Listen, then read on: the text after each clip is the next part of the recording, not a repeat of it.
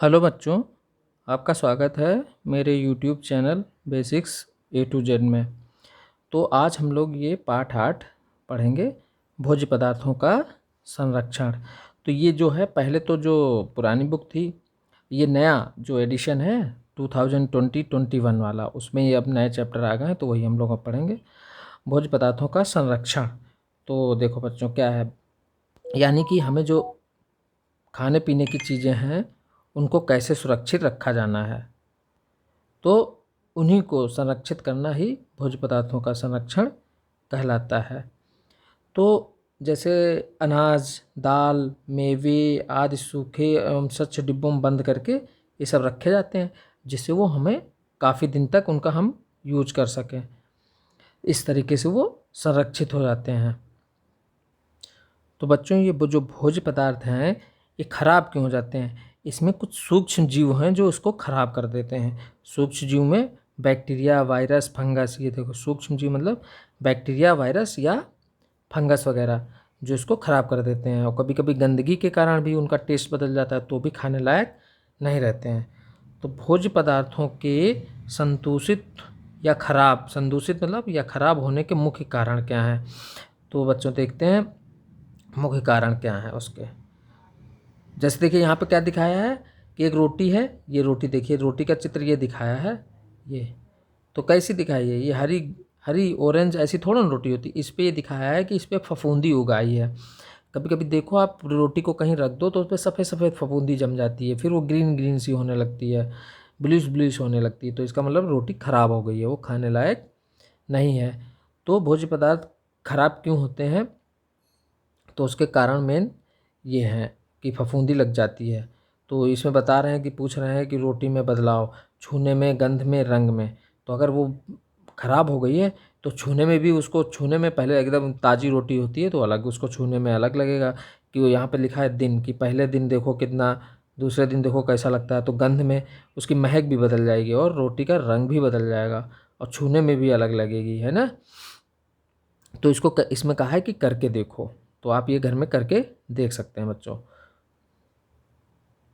अब ये देखिए ऊपर से ये भी लिखा है कि अगर कोई चीज़ है ना, अगर हम कोई चीज़ खरीदते हैं तो उसमें हमेशा क्या देख लेना चाहिए, हमें हमें ये देख लेना चाहिए कि उसमें उसकी डेट वगैरह क्या है।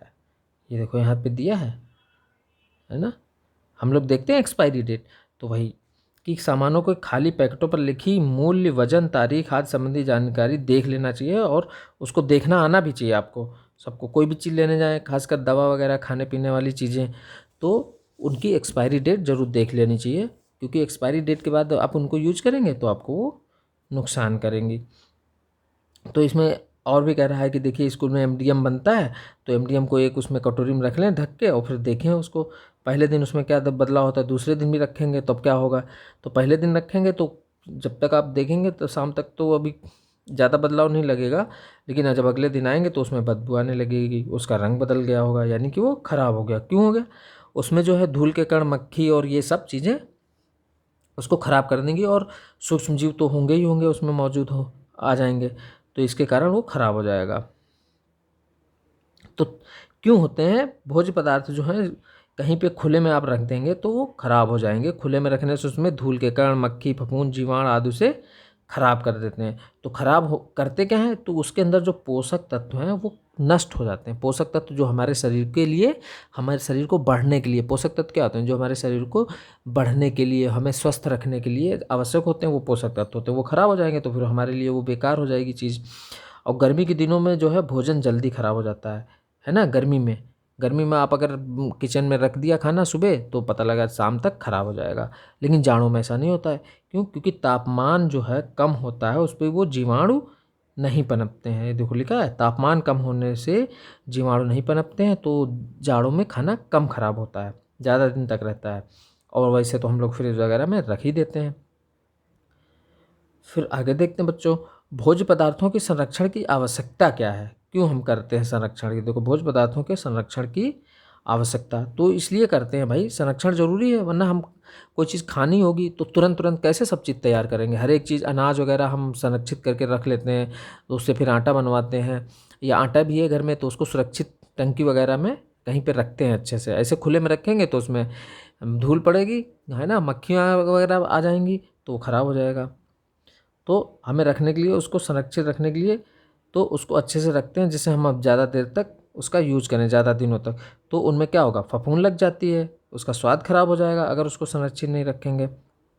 और क्या होगा, भोज्य पदार्थों में पोषक तत्व की कमी आ जाएगी, घुन और कीड़े पड़ जाएंगे। घुन जानते हो आप, छोटा सा कीड़ा होता है, और कीड़े पड़ जाएंगे तो वो खाने के लिए हमारे लिए उपयुक्त नहीं है। लेकिन फिर भी कभी कभी हम लोग सामान लाते हैं, कभी चावल वगैरह दुकान से, तो उसमें घुन रहता है, तो उसको मतलब बीन बांध के साफ़ करके फिर लोग खा लेते हैं। लेकिन कोशिश यही करना चाहिए कि खाना जो है वो साफ़ सुथरा होना चाहिए। तो ये देखें यहाँ दिया हुआ है, हमारे स्वास्थ्य की दृष्टि से भोज्य पदार्थों को सुरक्षित रखना आवश्यक है। तो भोज्य पदार्थ सुरक्षित रहेंगे तभी हमारे स्वास्थ्य अच्छा रहेगा। अगर हम उनको यूज करते हैं तो सुरक्षित हो तभी तो ठीक है, सड़ जाएगा तो खाओगे तो आपको नुकसान करेगा। तो आगे देखिए, आगे क्या कह रहा है, कुछ चीज़ें ऐसी होती हैं जो शीत ऋतु मतलब जाड़े में चावल वगैरह मटर आप खाते हैं, मटर तो होती ही है जाड़ों में, और उसको क्या कहता है, उस टाइम जब ज़्यादा होती है उसको रख लिया जाता है संभाल के, और फिर बाद में उसका यूज किया जाता है। और इसी तरीके से देखो, गेहूँ चना ये है, दाल, ये सब स्टोर करके रखा जाता है। अचार मुरब्बा ये सब बना के रख लिया जाता है, मम्मी लोग उसको सुरक्षित करके रख लेती हैं, है ना, तेल मसाला मिला के अचार और मुरब्बा में, फिर वो खाने के लिए यूज करते रहते हैं काफ़ी दिनों तक। अब देखते हैं बच्चों, भोज्य पदार्थों के संरक्षण की विधियां, मतलब भोज जो खाना है उसको हम किस तरीके से सुरक्षित रख सकते हैं, तो उसकी कुछ विधियां हैं ये। तो उसको यहाँ पे देखो, इसमें गोले में भी दिखाया है, कैसे दिख कितनी है ना, ये यहाँ पे गोले में दिखाया है, ये इतनी विधियां हैं, ये दिखाया है। ये नंबर 1 प्रशीतन, नंबर 1 निर्जलीकरण है, ये निर्जलीकरण है, और फिर प्रशीतन है, ये देखिए ये प्रशीतन है, ये उबालना है, और रासायनिक अन्य पदार्थ, और पाश्चुरीकरण। इस तरीके से 5 तरीके बताए हैं संरक्षण के। संरक्षण का मतलब किसी चीज़ को सुरक्षित करके रखना। तो वन बाय वन हम लोग पढ़ेंगे। तो पहला है निर्जलीकरण या सुखाना, है। कोई भी चीज़ जो अनाज वगैरह होता है गांव में किसानों के, तो वो जब लाते हैं उसको खेत से, तो उसको पहले धूप में अच्छे से सुखा लेते हैं, जिससे उसमें नमी ना रहे, और फिर उसको हम आराम से रख सकते हैं। तो धूप में क्या होता है, उसमें जो नमी होती है भाप बन के उड़ जाती है। और उसके अलावा देखो, घर में क्या बनता है, चिप्स, पापड़, चिप्स, ये सब बनती हैं, सेवइयाँ वइयाँ। और ये देखिए यहाँ पे दिखाया है चित्र में, ये देखिए चिप्स दिखा रहा है, चिप्स पापड़, मेथी की पत्तियाँ बड़ी बड़ी बनती हैं, जो सब्जी में बड़ी डाली जाती हैं। तो ये सब जो है हम इस तरीके से निर्जलीकरण या सुखा के उनको संरक्षित कर सकते हैं। और आजकल जो है कुछ वैसी भी चली हैं तरीके, जो आप घर में नहीं तो बाहर से निर्जलीकरण करके देखो, कोई कोई आपकी मैगी वैगी रहती है, उसमें सब्जियाँ मिली रहती हैं, है ना, छोटे छोटे टुकड़े, तो वो उसमें सुखा के संरक्षित करके उसमें मिला देते हैं, तो आप उसको खा सकते हैं पूरे साल कभी भी। और दूसरा तरीका है ठंडे स्थान पर रखना, या उसी को कहते हैं प्रशीतन। ये वर्ड्स भी आप या लोग याद रखना, है ना, ठंडे स्थान पर रखना या प्रशीतन। तो ठंडे स्थान पर रखने का मतलब उसको फ्रिज वगैरह में रख देंगे, और जाड़ा होगा तब तो ठंडा होगा ही होगा, तब कोई बात ही नहीं है। और ऐसे कोई चीज़ सुरक्षित रखनी है तो हम कहाँ रखेंगे उसको, फ्रिज में। और गांव में फ्रिज नहीं होता तो क्या करते हैं लोग, पानी भर के, किसी बर्तन में पानी भरा होता है उसी में वो बर्तन रख देते हैं जिससे ठंडा बना रहे, या धनिया वगैरह पत्तीदार चीज़ें हैं उसको गीले कपड़े से ढक के रख देते हैं। और नहीं तो शहरों में तो फ्रिज होता है, फ्रिज में रख देते हैं हम लोग चीज़ें जो ज़्यादा होती हैं, सब्जी उब्जी वो सब रख देते हैं। और जो बड़े लार्ज स्केल पे होता है तो वहाँ कोल्ड स्टोर होता है, उसमें किसान अपना गेहूँ नहीं सॉरी, आलू वगैरह रख देता है, तो आलू वहाँ वैसे ही बने रहते हैं। अगर आप घर में रखेंगे तो आलू वो सिकुड़ जाएगा, सूखने लगेगा, जमने लगेगा। लेकिन कोल्ड स्टोर में रख देते हैं, बाद में वहाँ से निकाल निकाल के बेचते रहते हैं। तो ये था प्रशीतन। और तीसरी विधि संरक्षण की क्या है, उबालना, बॉइलिंग।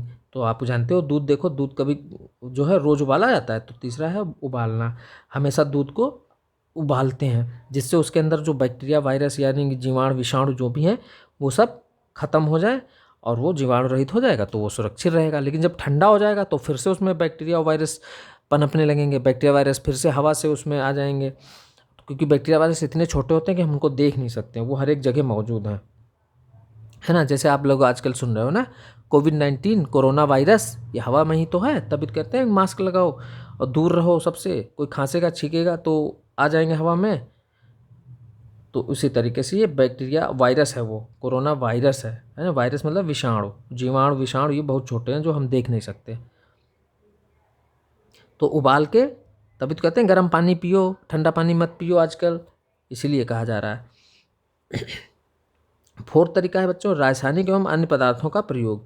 मतलब हमें कोई चीज़ संरक्षित रखने के लिए आप रसायनों का भी प्रयोग, रसायन मतलब केमिकल्स, तो वैसे भी केमिकल्स ज़्यादा यूज नहीं करने चाहिए, लेकिन जो भी चीज़ें हैं सब केमिकल है। जैसे नमक खाते हैं वो भी एक केमिकल है, उसको सोडियम क्लोराइड कहते हैं ना। तो कुछ केमिकल ऐसे हैं जो नुकसानदायक होते हैं, चीनी भी एक केमिकल है, सब चीज़ केमिकल है, लेकिन कुछ नेचुरल तरीके से मिलती हैं, वो वाली चीज़ों का यूज करना चाहिए। जो बनाए जाते हैं कारखानों में उनका नहीं। तो यहाँ पे देखिए कुछ जो सूक्ष्म जीवों को पैदा होने से रोकते हैं, तो वो है सोडियम बेंजोएट और सिरका। सिरका डाला जाता है अचार बनाने के लिए, और ये सोडियम बेंजोएट भी डाला जाता है। ये जो बाज़ार से आप अचार लाते हैं उसमें सोडियम बेंजोएट रहता है, तभी वो काफ़ी खट्टा और आपको ज़्यादा अच्छा लगता है। और इसके अतिरिक्त नमक, चीनी, तेल आदि का भी उपयोग भोज्य पदार्थों के संरक्षण में किया जाता है। देखो अचार बनाया जाता है उसमें खूब ढेर सारा नमक और तेल डाल दिया जाता है जिससे वो खराब ना हो। इसी तरीके से बच्चों आम, सेब, अंगूर या अमरूद, आंवला आदि को सुरक्षित रखने के लिए चीनी की गाढ़ी चाशनी बना पकाकर उनका मुरब्बा, अचार, चटनी बना के रख लिया जाता है। फिर आप आराम से साल भर खाइए। और कई चीज़ों के अचार बनाए जाते हैं, आम का बनाया जाता है, नींबू का, मिर्च का, है ना, सबका बनाया जाता है, मूली का, गाजर का, सबका बनाया जाता है। तो आगे ये भी बता रहा है कि बच्चों भोज्य पदार्थों के संरक्षण में रासायनिक पदार्थों का उपयोग उपयुक्त मात्रा में ही करना चाहिए। अधिक मात्रा में उनका उपयोग स्वास्थ्य के लिए हानिकारक है। तो हम करें तो उपयोग भोज्य पदार्थों के संरक्षण में इन केमिकल्स का, लेकिन एक उपयुक्त मात्रा में, मतलब ठीक ठाक मात्रा में। ये ज़्यादा ना करें, ज़्यादा करेंगे तो फिर वो हमें नुकसान करेंगे। तो अब पांचवा तरीका देखते हैं बच्चों हम लोग, गर्म करके तुरंत ठंडा करना। पहले अभी तो हम लोगों ने एक पढ़ा था उबालना, अब एक और तरीका है गर्म करके तुरंत ठंडा करना। इसको कहते हैं पाश्चुरीकरण। तो इसको आप वर्ड याद कर लेना, बहुत ज़रूरी है, इंपॉर्टेंट है। पाश्चुरीकरण, पाश्चुराइजेशन। पाश्चुरीकरण की इसमें क्या करते हैं हम, पहले क्या है किसी चीज़ को बहुत जो है 70 डिग्री सेंटीग्रेड तक गर्म किया जाता है। ये देखिए जैसे दूध का पाश्चुरीकरण करना है, उसको 70 डिग्री सेंटीग्रेड तक गर्म करो और फिर उसको खूब ठंडा कर दिया, तो उसमें सब कुछ मर गया, फिर ठंडा हो गया तो उसको रख दिया आराम से। फिर क्योंकि गरम गरम बॉटल्स वगैरह में भर नहीं सकते, पैकेट में भर नहीं सकते, जो हम लोग दूध का पैकेट लाते हैं वो उसको पाश्चुरीकरण करके फैक्ट्री से भेजा जाता है। पहले उसको खूब गर्म करके एकदम, फिर ठंडा करके, फिर पैकेट में और बोतल में भर के भेज दिया जाता है। अब बोतल एकदम बंद होती है, पैकेट एकदम बंद होती है, तो उसमें बैक्टीरिया वायरस नहीं घुस पाते हैं, तो वो सुरक्षित बना रहता है। लेकिन ये नहीं कि इसका मतलब 15 दिन बाद उसको हम यूज करें, उसका भी टाइम होता है, उतने दिन के अंदर उसको यूज कर लेना चाहिए। तो ये था बच्चों पाश्चुरीकरण। अब ये देखते हैं ये पीले पीले में क्या लिखा है, ये काफ़ी इंपॉर्टेंट बातें लिखी रहती हैं।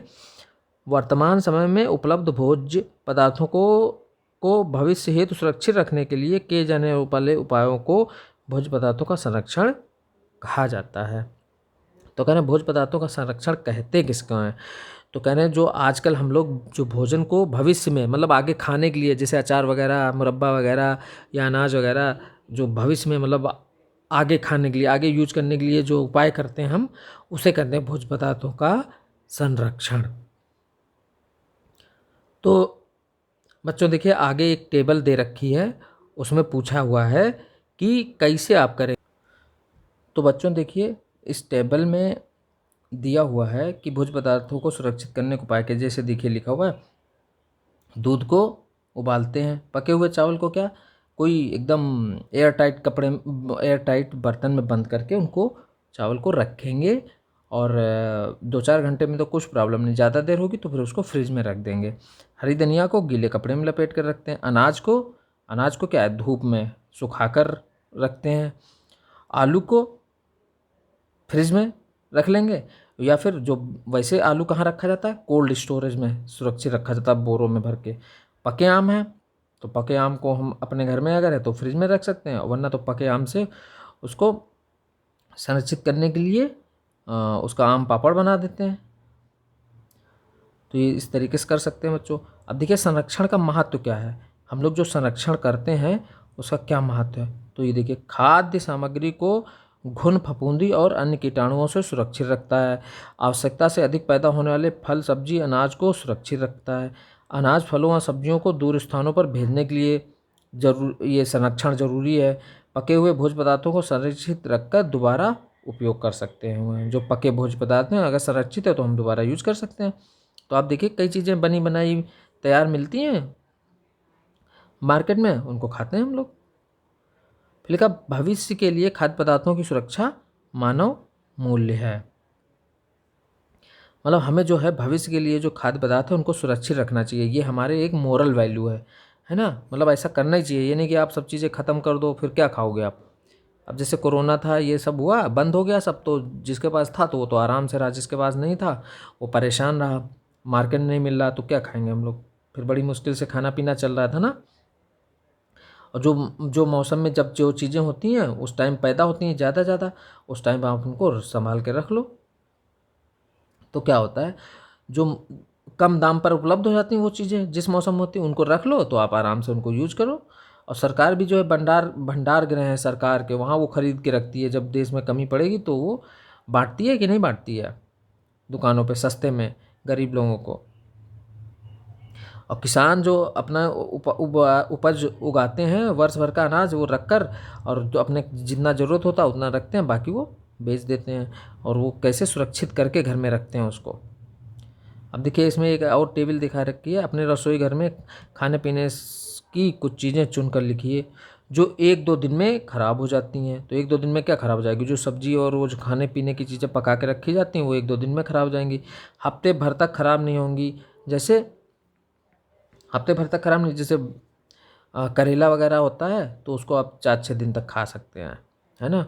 और भी कई ऐसी चीज़ें हैं, जैसे रसगुल्ला बना के रख लिया, मिठाई बना के रख ली, तो हफ्ते भर तक खा सकते हैं। महीने भर तक ख़राब नहीं होंगी, तो महीने भर तक ख़राब नहीं होंगी कौन चीज़ें, जैसे नमकीन वगैरह होती है घर में अगर बनाई जाती है तो वो महीने भर तक आप उसको बढ़िया सुरक्षित करके रख के खा सकते हैं। और अचार वगैरह तो साल भर तक चलता है। विशेष मौसम में मिलने वाली खाद्य वस्तु, तो देखिए विशेष मौसम में मिलने वाली खाद्य वस्तु मतलब जैसे जाड़ा का मौसम आएगा तो जाड़े में मटर वगैरह और गोभी, फूल गोभी ये सब आएगी। और गर्मी के मौसम में जैसे आम आएगा, अब उस टाइम नहीं आएगा, उस टाइम जो जाड़े में फल आएगा वो गर्मी में नहीं आएगा। तो इस तरीके से विशेष वस्तुएं किसी खास मौसम में मिलती हैं। इसके देखिए अलावा बच्चों नीचे बताया कि भोजन को बर्बाद ना करें, और उसके लिए चित्र दिखाया है। क्या दिखाया है कि कैसे पैदा होता है। ये देखिए किसान पहले खेत को जोतता है, फिर उसमें फसल लगाता है, फिर उसकी सिंचाई करता है, फिर उसकी कटाई कर रहा है, कटिंग कर रहे हैं सब लोग मिलके, उसके घर के पूरे सब लोग। फिर उसमें से बीज निकाल रहे हैं, अगर चावल हुआ तो उसका देखो बीज निकाल के ये चावल तैयार हुआ, तब जाके इतना लगता है। कभी कभी तो 6-7 महीने तक लग जाते हैं एक फसल को तैयार होने में, इतनी मेहनत लगती है। और फिर क्या करते हैं लोग, जिनके पास पैसा है वो खरीद के खाते हैं, अच्छे से बचता है तो वो कूड़े में फेंक दे रहे हैं। तो ये नहीं करना चाहिए हमको, है ना। तो ये बताया गया है कि उसको उगाने में काफ़ी मेहनत लगती है और हम 1 मिनट में ही फेंक देते हैं। तो ऐसा नहीं करना चाहिए, वरना बर्बादी होती है अनाज की, कई लोगों को तो खाने नहीं मिलता है। अब देखो बच्चों प्रश्न इसके, तो भोज्य पदार्थों के खराब होने का प्रमुख कारण क्या है। तो भोज्य पदार्थ खराब होने के, उसमें धूल के कण या खुले रख दिया, और या फिर विषाणु जीवाणु ये सब उसमें मिक्स हो जाते हैं, इसलिए खराब हो जाते हैं। और गर्मी होगी तो खराब हो जाएंगे। भोज्य पदार्थों के संरक्षण की विधियाँ कौन कौन सी हैं, तो अभी हम लोगों ने पढ़ी 4-5 विधियाँ है ना। सुखाना, प्रशीतन, निर्जलीकरण पहला, फिर प्रशीतन, फिर उबालना, और क्या थी, रासायनिक पदार्थ मिलाना, रासायनिक पदार्थ मिला के सुरक्षित करना, और पाश्चुरीकरण। ये 4-5 विधियाँ पढ़ी हमने। तो वो 4-5 विधियाँ कौन कौन सी उनके नाम लिख देंगे। फिर गा है, निर्जलीकरण से आप क्या समझते हैं। निर्जलीकरण से, निर्जलीकरण का मतलब होता है निर्जलीकरण, इसी में लिखा हुआ है कि मतलब किसी चीज़ में से उसके जो जल है पानी है वो निकाल देना, यानी कि सुखाना। जो अनाज वगैरह होते हैं उनको हम धूप में सुखा के और आराम से पैक करके रख लेते हैं, तो उसको कहते हैं निर्जलीकरण। घा वाला है, भोजन की गुणवत्ता बनाए रखने के उपाय लिखिए। तो भोजन की गुणवत्ता बनाए रखने के लिए हमें उसको संरक्षित करके रखना होगा, है ना। उसको निर्जलीकरण, पाश्चुरीकरण, जो भी संरक्षण विधियां हैं, जो जिस तरीके से संरक्षित होगा उस तरीके से रखेंगे, जिससे उसके जो पोषक पदार्थ हैं वो सही रहेंगे। और उसको पकाने की विधि भी सही होनी चाहिए, एकदम जला नहीं देना चाहिए, बहुत तला भुना नहीं खाना चाहिए, तो तब वो उसकी गुणवत्ता बनी रहेगी भोजन की। आगे देखिए बच्चों, रिक्त स्थानों की पूर्ति कीजिए। तो सभी जीवों के लिए क्या आवश्यक है, भोजन। भोजन आवश्यक है कि नहीं, सभी जीवों के लिए भोजन आवश्यक है। और भोजन पर क्या, मक्खी मक्खी बैठकर इसे दूषित कर देती है, मक्खी बैठकर इसे दूषित कर देती है। दूध को पाश्चुरीकरण, है ना, से संरक्षित करते हैं या उबाल कर संरक्षित करते हैं। दूध को उबाल कर भी और पाश्चुरीकरण दोनों। सब्जियों को काटने से पहले, काटने के बाद नहीं, काटने से पहले। जब काट लोगे तो आप उसमें से उसके जो वो चीज़ें हैं, जो न्यूट्रिएंट्स हैं, पोषक तत्व हैं, वो धुल जाएंगे। तो काटने से पहले अच्छे से धो लो, फिर काट लो, फिर उसको ना धो। लेकिन मोस्टली होता क्या है, काटने के बाद ही हम लोग उसको धोते हैं। अगला देखिए क्या है, सही जोड़े बनाइए। तो भोज्य पदार्थों को ढककर रखना चाहिए। फल को खाने से पहले धोना चाहिए। संदूषित भोजन यानी कि प्रदूषित भोजन कैसा होता है, विषैला होता है, फूड पॉइजनिंग हो जाती है उससे हमें, और हमें नुकसान होता है। फफूंद क्या है, फंगस खाद्य पदार्थों को दूषित कर देते हैं। तो ये मिलान ऐसे हो जाएगा। नेक्स्ट है, सही कथन के सामने सही और गलत के सामने गलत का निशान लगाना है। तो कह रहा है कि फफूंद लगी ब्रेड को साफ करके खाना चाहिए, नहीं, क्यों खाएं उसको भैया, नुकसान करेगी। बाजार की खुली हुई चीज़ें और कटे फल नहीं खाना चाहिए, सही कह रहा है, कटे हुए फल और खुली चीज़ें नहीं खानी चाहिए। भोजन को बर्बाद नहीं करना चाहिए, हाँ सही कह रहा है, नहीं करना चाहिए। भोजन को ढककर रखना चाहिए, हाँ सही बात है, ढककर रखना चाहिए। तो और ये देखिए बच्चों क्या है, घरों में भोज्य पदार्थों को जीवों से सुरक्षित रखना जरूरी। चित्र में कुछ ऐसे जीव हैं जिन्हें पहचान कर नाम लिखिए। तो आप देखिए इनको आप जान रहे हैं कि नहीं जान रहे हैं। ये पहली, ये छिपकली है, ये क्या है, ये काकरोच या तिलचट्टा है, ये क्या है, ये चूहा है, और ये क्या है, मक्खी है। ये चारों के नाम आप ज़रूरी नहीं है इसको करें, क्योंकि चित्र बनाने पड़ेंगे तो आप ऐसे ही लिख सकते हैं, सिर्फ नाम नाम। तो बच्चों इस तरीके से ये पूरा पाठ ख़त्म हो गया है ना। आप इसको बार बार देख लें, पढ़ लें तो समझ में आ जाएगा। ठीक है, ओके बच्चों, बाय।